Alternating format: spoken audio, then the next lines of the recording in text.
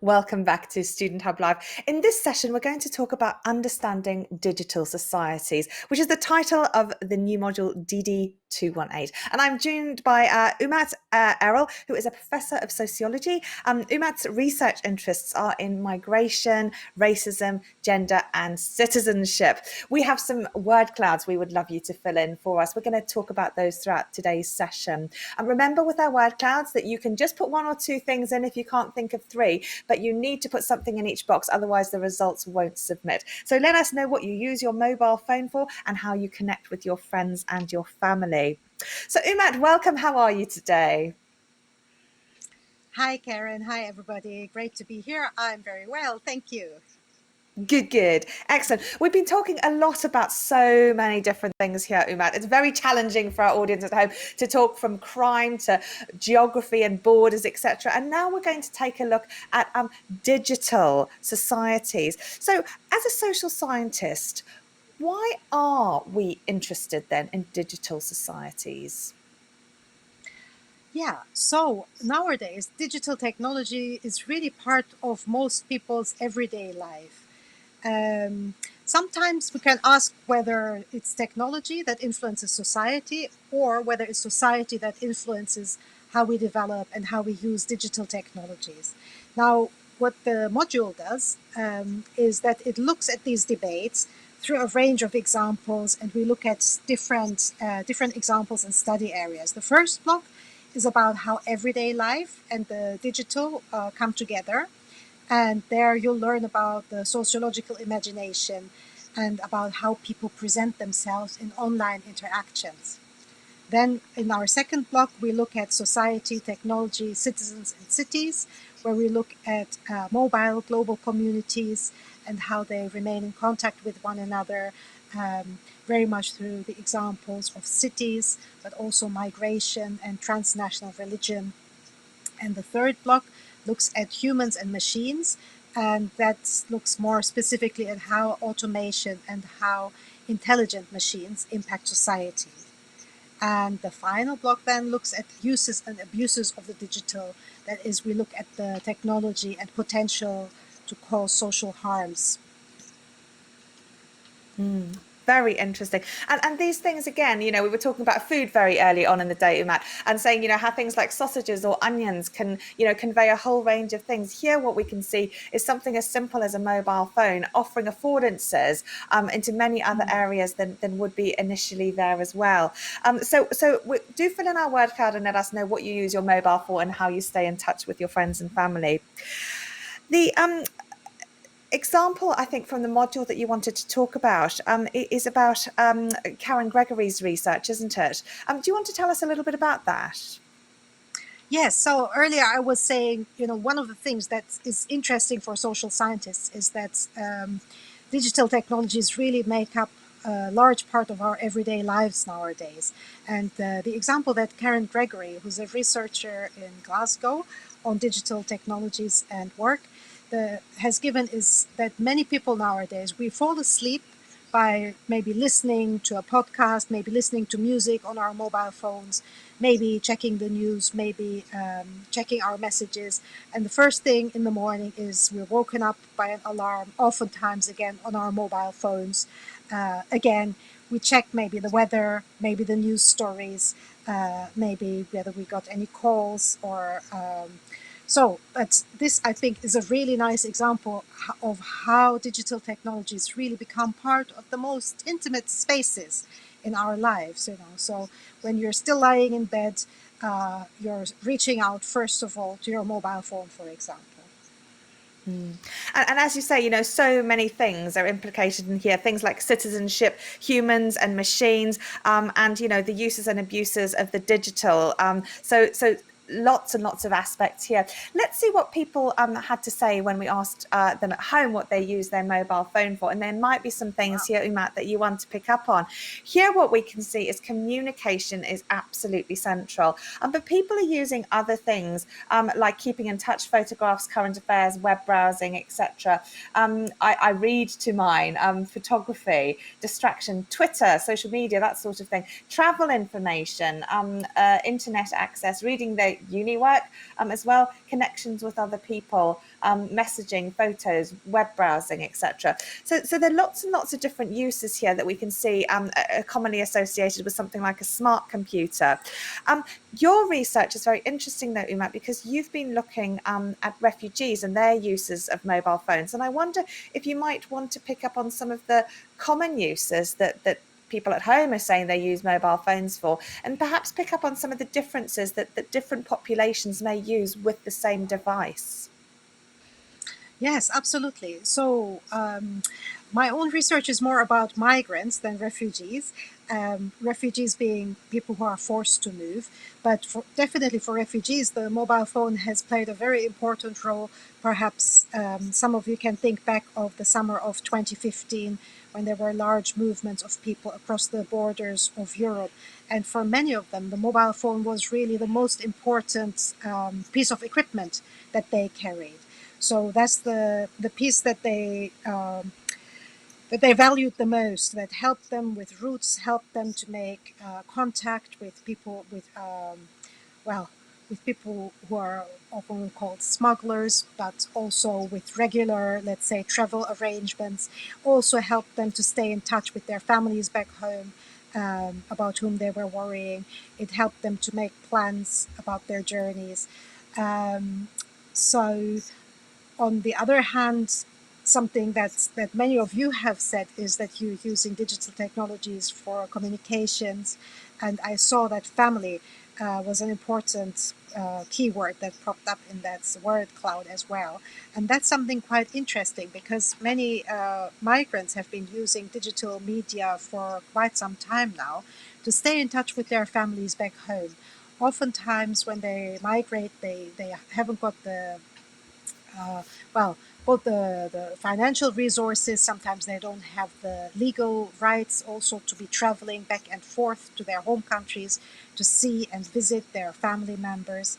And for that reason, these digital technologies really became an important part of how people connected with their families.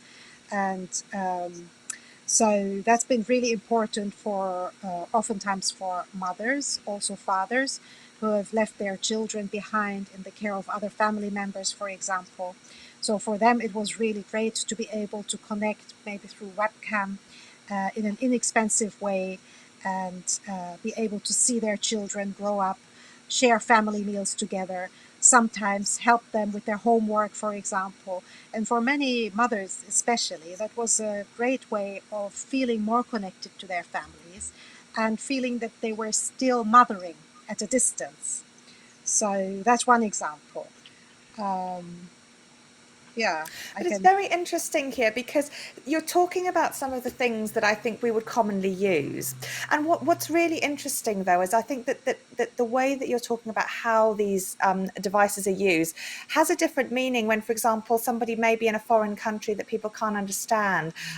To be able to show your space, show your environment, but also perhaps to negotiate time. So, for example, I know you were talking before about people who maybe were carers, for example, and didn't have a huge amount of Yes. time on their hands. They were being able to negotiate these devices quickly during breaks, etc., to do certain things. So even though there are similar actions, like I might grab my phone, when I'm between meetings, etc., they take on quite a different meaning and allow a different sort of communication and also expression of identity, isn't it? Absolutely. So, for example, there's some research by Danny Miller who looked at how different people on the globe use digital technologies. And one really interesting example is an interview with a domestic worker, with a care worker. She's from Romania but works in a small Italian village and cares for an elderly man.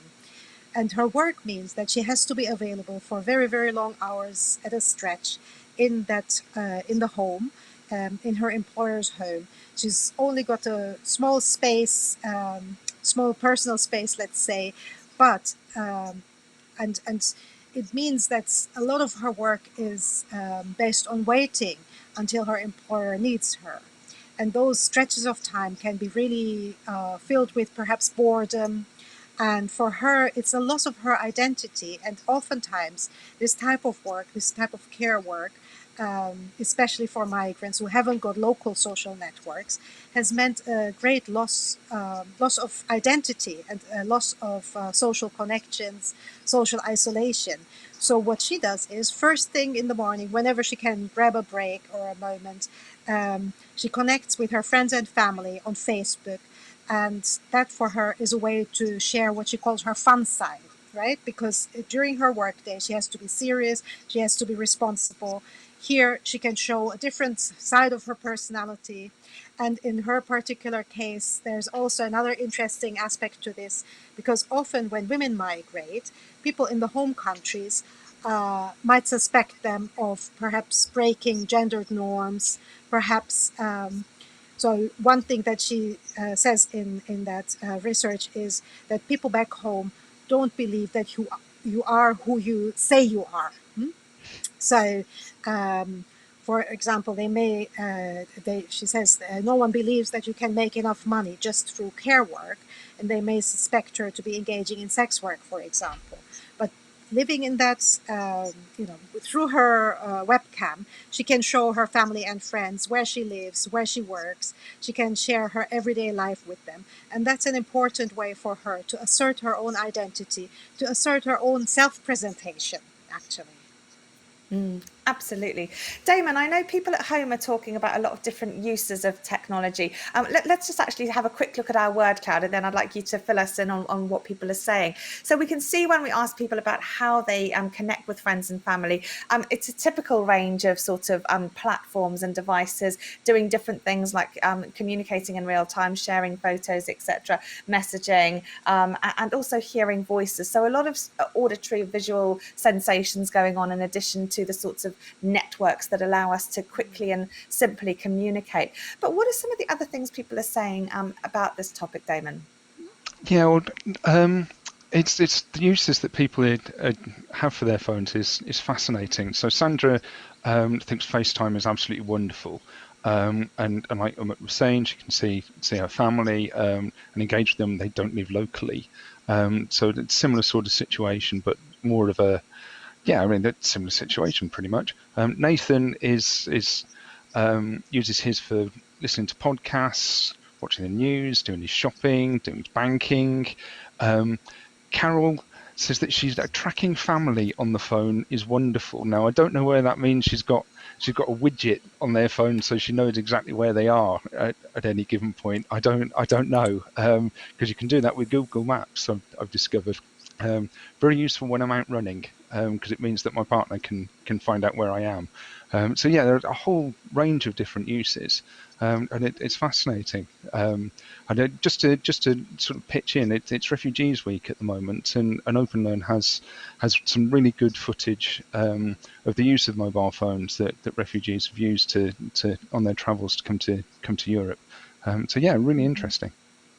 There's so much in the faculty. The work on refugees I was thinking about was Marie Gillespie's work, and that was, a massive project at the time when there was a huge infiltration of refugees, and so understanding how that technology was used was really helpful. Whereas Umut, your work is quite different, but nonetheless brings to light some very similar sorts of aspects around some of these big issues, because they are things not just about migration, but also about transnational families, and also the way that we're using these devices. Damon, you mentioned running, for example, but we're often using digital technologies to understand society in terms of health, for example. I've got so many apps that will track my heart rate, how I'm feeling, what I'm eating, if I was inclined to put all that information in, which I could never quite remember to do. But there are these things that we can actually use to monitor our performance and our progress and help to set goals. So they take on quite different meanings, again, with the various criteria that the people who set those norms, give us as targets.